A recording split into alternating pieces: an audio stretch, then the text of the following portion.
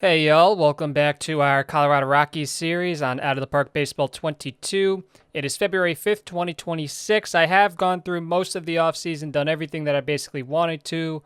So I'm going to go through all the moves that I made and then we can kind of just jump into things. But of course, before that, we got to go through some of the comments. As always, the YouTube assistant general manager. So here is number one. I have not played OOTP baseball, but I have played the college basketball game from Draft Day Sports. I wonder if the roster turnover 2 or 3 times per season has hurt on-field performance in hidden ways. Despite the good team and coach chemistry, continuity can be helpful. Yeah, absolutely. I think that's a good point. Colorado looks like a really big challenge. It almost feels like you need elite pitchers to limit the damage of cores while sacrificing a little offense on the road or go big on contact hitters with power and offense and accept bad pitching at home. Perhaps strikeout pitchers could work even if they are neutral or fly ball type pitchers. Yeah, I think a lot of good points there. Absolutely. I would dump any salary you have right now since the team won't be competitive. You can always sign and flip at the deadline. Your top prospect is extremely risky being 25 years old. Very good chance he doesn't fill out. I think that's a good point. If you can get a more sure thing, 60 to 65 value player at a similar age, it may make sense to do so. It looks like your relief pitching prospect, he's talking about Victor Molina, also had some batting ratings, might be worth developing as a two-way guy. And then you see the little discussion kind of broke off of that, which I said I always love when stuff like that happens. I think it's really cool. So I'm going to show Victor Molina in a second and just show his batting ratings as they are pretty solid. Looks like there are plenty of 40 to 45 potential players in free agency to bolster up your minor leagues a little bit. Yeah, there definitely was for sure. And then if you want to dig a bit more cash out of Colorado, you can mess with the ticket prices to get more bums on seats. It can really help you when you're losing. So those the assistant GMs of the YouTube community always being helpful. You can see that we have the 25th highest budget, or I guess you could say the 5th lowest budget, 6th lowest budget in Major League Baseball. 25th overall, $140 million is what our owner gave us to work with. And because we pumped a lot of money into the scouting budget, which is now at its max, the development budget, which is now at its max, we did not have a lot of money available to sign people. But I'm pretty proud of what I was able to do. I'm doing what I should have done in this series to start with instead of just trying to go all in immediately. I was a lot smarter this offseason. Just look for guys that could maybe give us some value on one-year deals. You could see that we're still in the green. We have $27.9 million for extensions. Not that we're going to really extend anybody at this point, but $10 million for free agents. And once again, it's not like we're going to trade for, a veteran at this point or anything, but still pretty happy with that. Fan loyalty right now, they're still pretty loyal. Fan interest is 60. And then once the season goes on, we can adjust the ticket prices, as that one commenter said that could be a good thing to do. So with that being said, I guess I'll just walk y'all through everything that's happened. I don't really know a good way to do it. I guess maybe I'll just start with maybe I'll just go to the trade logs. I did make a couple trades. So if I go to, actually, it's probably easier to do this.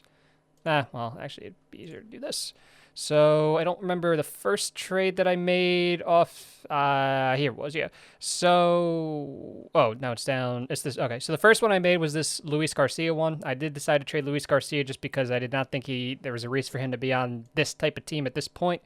So we traded Luis Garcia, Ron Cole, and Ben Joyce to the Dodgers, and we got Kendall Williams, Jace Borofen, and Hyunil Choi. And basically the point with this, getting rid of Garcia, if we go to his contract, I did say I still think it's a pretty solid contract for what he can do on the field, but we don't really have the need for it at this point. It would kind of just be a luxury. He did have a solid season with us in 100 games last year. 95 of them started. He was a 1.5 win player. Overall, he was a 2-win player, almost a 3-win player on the season. But we just really did not have a need for him. So if we go back down here, we traded Luis Garcia and two 40 potential prospects for Kendall Williams, that guy that I said looked pretty solid. I think he can be. I have him in the bullpen right now, but we could always maybe try to put him into the rotation, see if he fits there. He's a ground ball pitcher. So we got him. He was kind of the big piece of the trade. And then we also I basically flipped two 40 potential prospects for two 45 potential prospects in Jace Borofen. I'm going to get that. There we go. Borofen and Hyunil Choi. So that was the first trade that I made. Choi, I mainly just got him he might never reach the majors with us, but I really just tried to bolster up the minor leagues, try to get some guys that were at least, 45 potential. And, even though he is a fly ball pitcher that only sits 92 to 94, maybe I could use him in a different trade somewhere down the road. I don't know. It's a possibility for sure. So that was the first trade that I made. Second trade that I made was a pretty substantial one in that we traded Adrian Morjon, Cameron O'Brien, that guy that we got from the Giants, who was a pretty good prospect, and we traded $2.5 million in cash to the Twins just for this lottery ticket outfielder. He's a captain. Seems like he could maybe have some power. He has some speed to his game. He's a high work ethic, high leader, high adaptability. So maybe he can turn into something. At 21 years old, he was playing rookie ball, so I kind of doubt it. But this was more just to get the Morjon contract off the books. We are retaining 10% of it for the next 2 seasons. It's just we traded for this guy with the thought that he could be an anchor for our rotation, especially as a lefty. But once again, this kind of contract is not useful for us at this point, and it was very difficult to find a taker for Morjon just because a lot of these teams are already up against their budget constraints. So the Twins were one of the very few teams that both showed interest and were able to take on most of the contract. As I said, I did retain 10% and also kick in some cash. But unfortunately for us, he was a one-win pitcher last year, but it's just I wanted to get out of that contract now, just get our budget down, use that money that we're saving on some other pieces, on some other things around the team. So that was another trade that we made. We made a few trades we actually made another trade with the Dodgers. And this one we traded a 31-year-old relief pitcher in return for Nani Williams. And this guy is going to be our starting center fielder this year. We're still waiting on Derek Curiel, and there wasn't really anybody in free agency that made sense to get. So we're going to get this guy. He was not super great at AAA a season ago, but I'm not expecting this team to win a lot of games. I got him just because defensively he was kind of our best option without being really, really bad offensively. Like a lot of the guys in free agency, they were like 30 contact, 20 power, 30 eye. I wanted there to be some type of chance that he does something offensively. I'm not expecting a lot. A 575 OPS is something that I'm kind of expecting with him. But defensively, 65 range, 70 arm, 55 error. It's not ideal, but we're just waiting on Curiel at this point. Does have some speed, so maybe he can kind of do a little something. I don't know, but we traded just a minor league reliever for him. Then we got a couple of relievers for the big league bullpen. We just traded a couple catchers away, which is why I always say I kind of like to just try to get a catcher in the draft every year. They do tend to hold some value. So we got Joey Gerber from Seattle. He's only making $1.6 million this year. It seems like he could probably be a solid option for us. Coming off of a bit of a rough year ERA-wise, but he had a 2.96 FIP in 2025, so that's kind of encouraging. And then we also traded another catcher to Houston in return for Jonathan Feyereisen. Once again, another pretty solid arm coming off of a pretty rough season. His FIP was actually higher, so I'm taking a risk, but he's only making $1.7 million this year, and then he's going to hit the free agent market. So I just look for guys on cheap deals that weren't making a lot of money, and we'll see if they work out. Maybe we can trade them if they do pitch well. In fact, if they do pitch well, we will trade them to just try to get some prospects back in return. But if they don't, it's okay. We'll just let them walk and we'll move on. But we just needed some guys. We needed some bodies in the bullpen, so I figured I'd try to get a couple solid ones to, maybe see if they work out. So we made some other trades as well, I think. All right, so I guess this is the only other trade that I made. I thought I made another one, but I guess this was it. We made a trade with the Boston Red Sox. This was actually more recent. This was about, I guess, a week ago in the game. We got Jose Solis. He is a 35-year-old left-handed pitcher. I got him because he is a left-handed pitcher and he's a ground baller.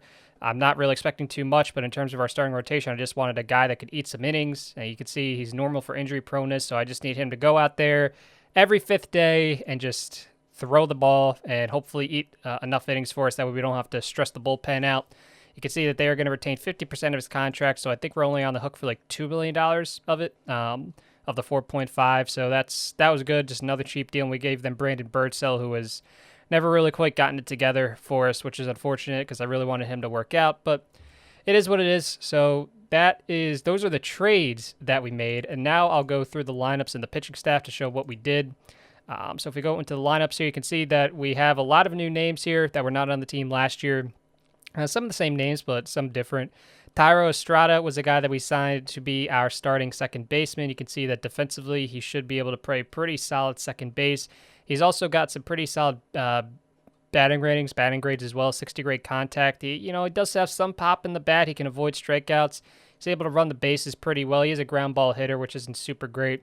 You can see last year in AAA, he put up a 3.2 win season, 895 OPS. He got a little bit of time in the major leagues in 2024 and 2025. Wasn't super great in 2024. Last year, it was only 8 games, but he did play a little better. We'll see if that can translate to a full season. Probably not, but he's only on a 1-year deal, $2.5 million.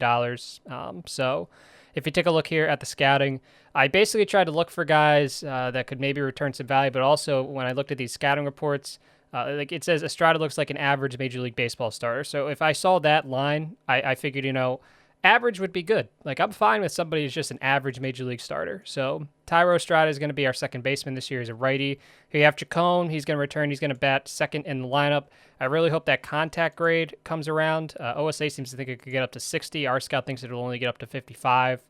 Either way, he did win Rookie of the Year last year, putting up an 822 OPS, so I'm expecting a big year out of him this year. We have him on a really good contract, of course. Ryan Mountcastle is going to be our first baseman. This year we got him on a 1-year deal for just $1 million. Once again, if you go to scouting, an average Major League Baseball starter, which is what stood out to me.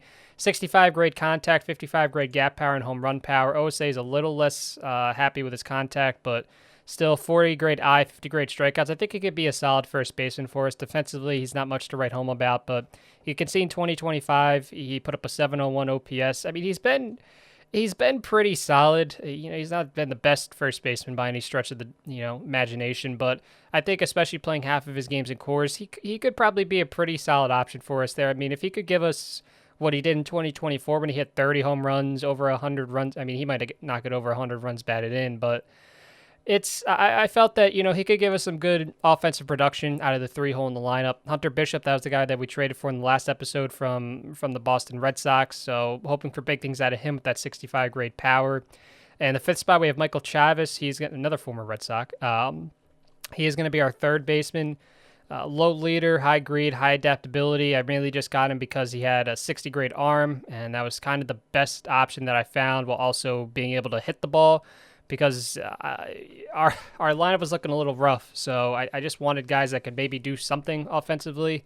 And I think Chavis maybe could. You can see that in 2024, it was only 54 games with the Braves, but he put up a 101 WRC plus. Like, he was an average starter at that point. You take a look at scouting, average Major League Baseball starter. He has 65 grade power, 60 grade gap power. Hopefully that'll be able to play in Colorado. $1.16 million contract. That's another reason he was cheap. We got Hunter Renfroe to play right field defensively, 60 grade range, 65 grade arm, but I mainly got him just because of his 65 grade home run power. And he only wanted $1 million, so 34 years old. We'll see what he can do. 2025 with the Royals, he struck out at a 40% clip, which was really, really bad. So hopefully he can cut that back just a little bit with us. If he could give us an OPS around like 700, I think that would be nice. Maybe like 20, 25 home runs, I think would be pretty cool. Ali Sanchez is going to return as our starting catcher. We have Drew Romo backing him up. Andrelton Simmons is going to be our starting shortstop, 65 grade range, really good defensive ratings. Maybe he'll do something for us offensively. No, I doubt it, but he's still been a positive value player over the past couple of years. So we'll just see if he can give us some good veteran leadership there at shortstop. And then we talked about Nani Williams. Our bench, we do have Drew Romo. We have Jose Miranda returning. We've called up Drew Bowser, the guy that we drafted in 2023 in the second round. He's going to be on the bench. He's going to be backing up at third base and shortstop, and I think that he can do that. His range is pretty solid, really good arm. He's not going to make a lot of errors, so he's going to be a backup there at those positions. We called up Ezekiel Pagan, the guy that we got in that trade with the Cubs, and that was the trade when we sent Adalberto Mondesi for Pagan and Hunter Green. So he is going to be on the bench this year. Pretty solid offensively, so he could be maybe a good pinch hitter, and he'll get some starts here and there as well. I'm going to, change all this stuff. And then we also have John Torres. He's going to be back in a bench role as well. Pitching-wise, Josh James is going to be our opening day starter. He is making the most money on this team at $9.8 million. Nobody wanted to trade for him, which I'm not too surprised about. And because he's making so much money, I figured, you know what, I'm just going to throw him out there. We're going to see if he can just get through this season, just eat as many innings as he can, and then we'll be off his contract at the end. Kumar Rocker is going to be ready. He's going to be out for another 4 weeks, but then he will be ready to go for the season. Talked about Solis. Hunter Green is going to slide in number 4, and then we signed John Duran to be in our starting rotation. As I also said at the start, maybe we put Kendall Williams in there. Maybe we put Brett Conine in there. Just guys that are going to be able to eat some innings. Talked about Feyereisen. Talked about Gerber. Our pretty big signing of the offseason, I guess, was Geronimo Franzua. I say big just because if we take a look at his contract, we gave him $3.4 million over 3 years, but these final 2 years are just team options, so it's really just a one-year deal. I'm going to let him go after this season, most likely. So you could see that I just wanted a really good lefty arm in the bullpen. It seems like this guy could maybe be it. He's done pretty well so far. He was with the Phillies, and now he's with us, so he's going to be one of our setup men. Brought in Aaron Bummer to be another lefty in the bullpen. We have 3 lefties, Franzua, Bummer, and Taylor Rogers, another guy that we signed. Rogers, really good control, solid movement, solid stuff. We'll see how that plays, playing some games at Coors. Bummer, really, really good movement, so I kind of wanted to experiment, see how that would look. $1 million for him, $2.2 million for Rogers. Dylan Floro, $2.23 million. I'm not expecting too much out of Floro, but we'll see. He's 35 years old, just wanted some veterans in the bullpen. And then we still have some options as well that could fill in the bullpen this year. We have Rosa, Costi, Shaq, Conine, Bachar, Brady. So we have other guys that can come in here if some of these guys right now that are in these roles don't perform well. So that is that. Hall of Fame voting results, nobody made it in. Robinson Cano was the closest at 74%, but he needed 75%. I'm sure he'll get in next year if he was already at 74. Manny Ramirez dropped off the ballot. He got 69.5% of the vote this year. Ichiro Suzuki, 63% in his second year, so I'm sure eventually he will get in. And Kinsler, Rowland, Aramis Ramirez, Granderson, Markakis, Kennedy, Chu, Davis, and Murphy all dropped off the ballot. Another thing that I wanted to go over was our scout actually found a pretty solid starting pitcher in his trip to Colombia. So if we go to Oscar Rodriguez, you can see 60 grade potential, and this is kind of what I was talking about, the guys that maybe I try to experiment with. It seems like his stuff's never going to be super great, but solid movement, solid control. This guy could maybe be an adequate piece for us. Like 60 grade potential at 16 years old. Maybe he even gets better somewhere down the road. So OSA seems to think he's going to be a lot better, but that was pretty exciting. So that was pretty cool. I think that was about it. I don't think there was anything else that I needed to go over. So that's the team. I'm not expecting too much. In fact, if I go to front office and then owner, our goal this year is play close to 500 ball. That's not going to happen. But I mainly just I think this team can just not suck completely. That's my goal for this year. Of course, last year we went 55 and 107. I think this team can avoid losing more than 100 games. I really do think that this team will be able to do it. The pitching is a very rough spot, as it always is. But I think the lineup has some pop. I mean, you have guys that can hit the ball pretty well throughout the lineup. Of course, our 8 and 9 hitters are kind of black holes. More so the 9-hole hitter. I mean, I guess Simmons can maybe do something, but we'll see if the team's able to do anything. If you take a look at the team chemistry, Feyereisen's outspoken, but otherwise we have a couple captains, a leader, a spark plug. So we'll see if this team can avoid losing over 100 games. So I'm going to simulate up ahead here. I'm looking at the lineup, and it does, only 2 lefties in there. Maybe would have tried to get a third one in there at some point, but either way, based on the constraints that have been given to me with the really low budget, I figured that this would be a good time to just try to fill in the gaps for as, the little amount of money as possible. You take a look at the salaries here. As I said, Josh James making the most money, $9.8 million. And this is definitely the lowest player payroll we've had in this series. So I'm excited to see how it goes. I mean, this team's not going to be very good, but I'm still excited to see, how things go. The one commenter did make a good point. Oh, that's what I meant to show. So if we go to, that's not what I want. I want Rockies, and then I want to go to Victor Molina. So this was a guy that had intriguing batting ratings, and I do kind of agree. OSA isn't as high in his ratings as my head scout is, but still, this guy could be a pretty solid batter. I do agree, especially 65 grade outfield range. Like that's nothing to scoff at. Like that could be pretty solid. So I would like to kind of keep him. I don't know. I might actually change him because he is only 22 years old. So putting him in, changing his position now would actually probably maybe be a good thing. We just drafted him last year in the second round, so I mean, it does seem like this guy could be a pretty solid batter. So I'll wait and see. I'll make that decision prior to the start of the season. In terms of the other prospect that I want to talk about, I think it was a good point. Burford is 25 years old. He is going to be 26 this upcoming August. So the control is obviously the big thing for him right now, and the stuff as well. His pitches are kind of getting up there. And in fact, if we look at the scouting, some of them are actually dropping, at least according to our head scout. Some of them have dropped. The stamina has improved.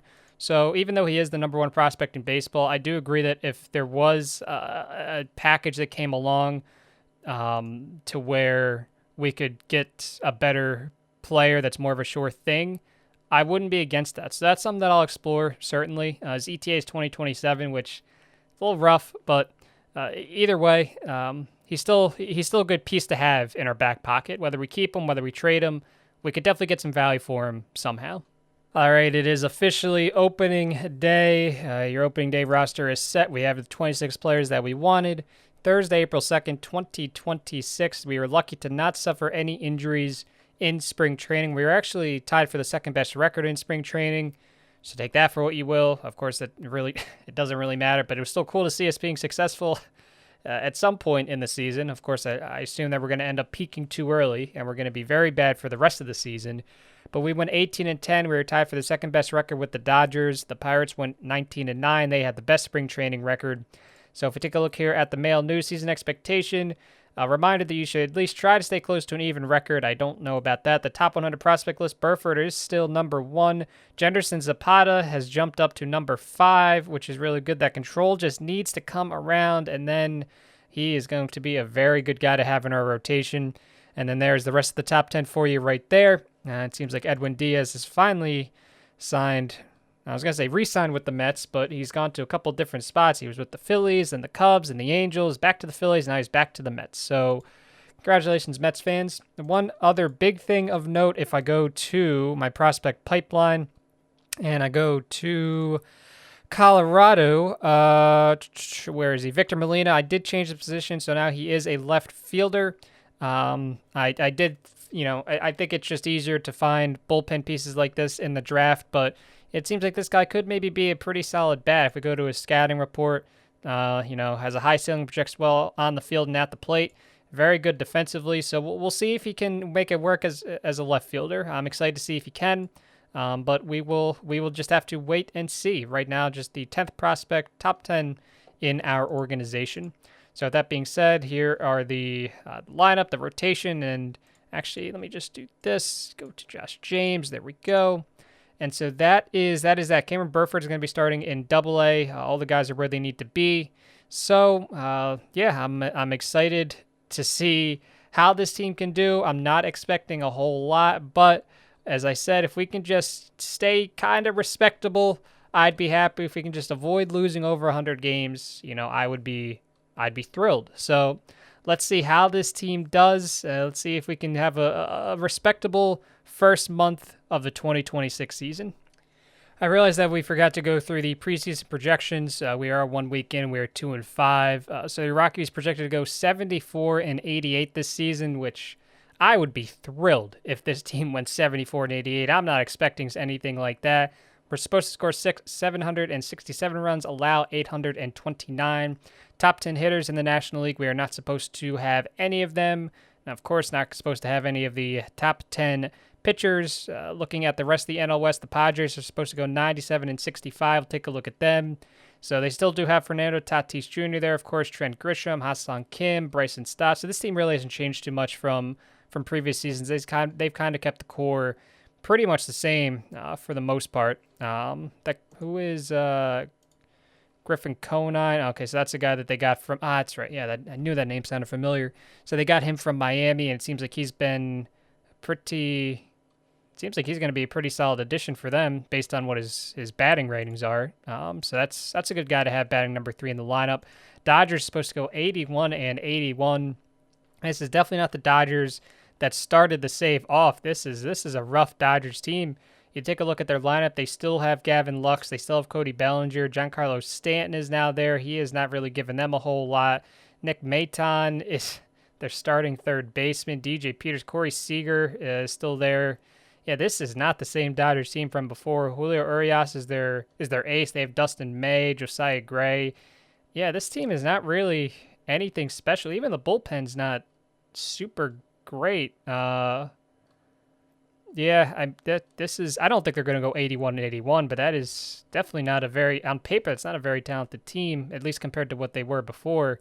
Arizona Diamondbacks, they were projected to go 80 and 82, so just a game behind. Pretty much the same. Still have Corbin Carroll, Pavin Smith, Jake McCarthy, Seth Beer there. Spencer Howard is still their ace. I know he was on the trading block, but I guess they couldn't find an offer. Cal Quantrill, Shane Penzini. This guy is actually from New Jersey, if I remember. Yeah, Red Bank Catholic High School, yeah. Ian Bedell, and then here is the bullpen. So I think they could be a pretty solid team this year. I could see them going 500 for sure.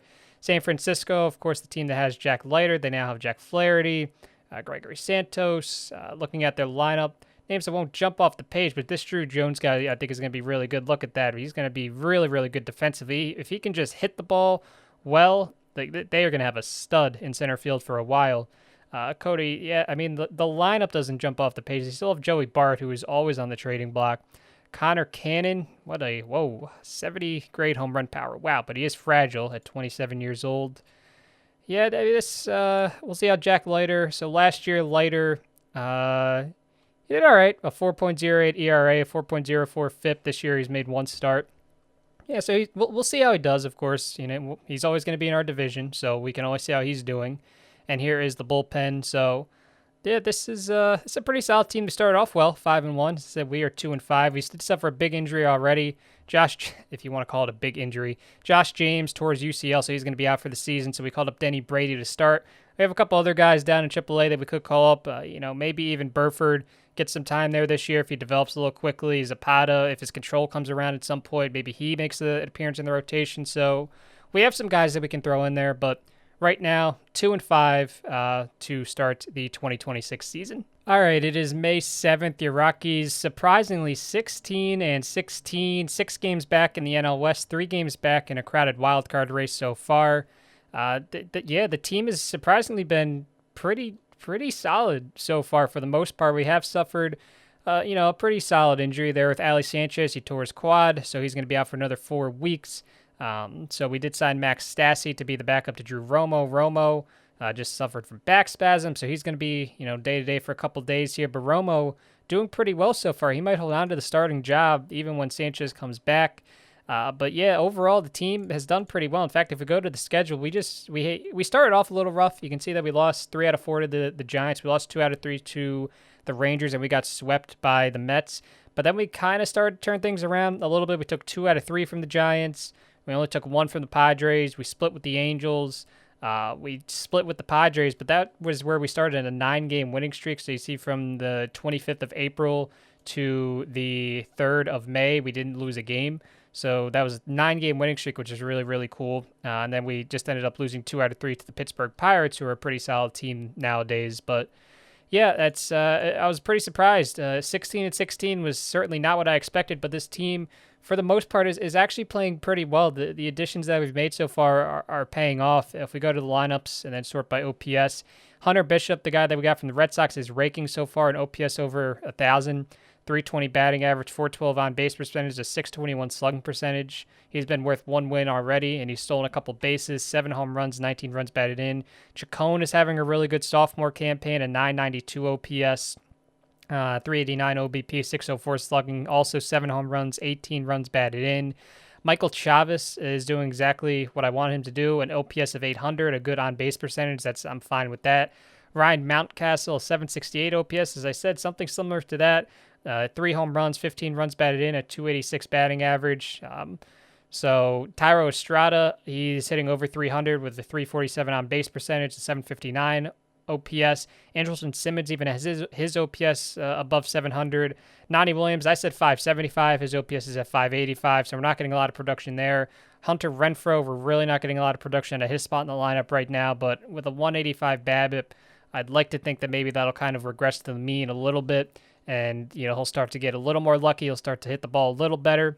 But on the whole, the lineup has been pretty well. Even Jose Miranda and Ezekiel Pagan, John Torres, they've been solid bench pieces for us, which has been really helpful. Of course, offensively, we should never have any issues offensively playing half of our games in Colorado, but still, it's nice to see.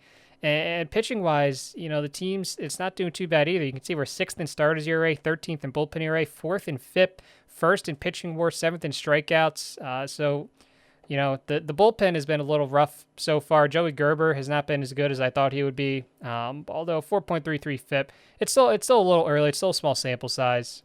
But we called up Denny Brady to fill in for Josh James, and he's been really solid so far through 5 games started at 2.30 ERA, 1.87 FIP. He's been in a 1.5 win pitcher already. So he's already on track for a career season. Kumar Rocker has been really good as well, a 3.70 ERA, a 3.53 FIP. He's been a 1-win pitcher projected for 5.5. He just got his overall grade bumped up to 70, so he's now a 70 grade pitcher, which is really good. Jose Solis, it's not everybody's going to be good, but he's done well recently. You can see against Chicago, he pitched 6 innings, a 2-run ball, 5 strikeouts, and 3 walks. His last start, he walked 4 guys, only struck out 1, but he pitched 8 innings and allowed 2 runs. And that's what I'm talking about. I need these guys to just eat innings, and I'll be content.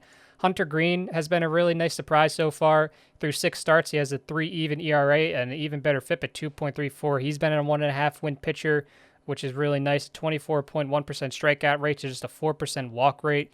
And then Joan Duran has he started to eat some innings. Early on, he wasn't really going deep into games, but now he's getting through the 5th inning, pitching into the 6th inning and a couple of these. So that's, as I said, that's all I need. Bullpen, Fireisen's been really good. Franzu has been really good. Rogers has been solid. Flora's been solid. Bummer, a 4.74 FIP. His ERA is obviously a lot higher. And Kendall Williams right now, he's allowed some runs here that's inflated his ERA a bit, but I'm not too worried long term. I still think he'll be a good piece for us. And yeah, that is it. The minor league seasons have just basically gotten underway, so it's not too much to report there. But yeah, your Rockies 16-16, very exciting start. I'm not expecting to keep this train going. In fact, if we go here into history, our expected record is actually 17-15. We have a 4.47 team ERA, which would be the lowest for the team since 2022, if they can keep that up. Or actually, yeah. I mean, that was 4.68. So, and we have a team batting average right now, not that it really matters, at 271.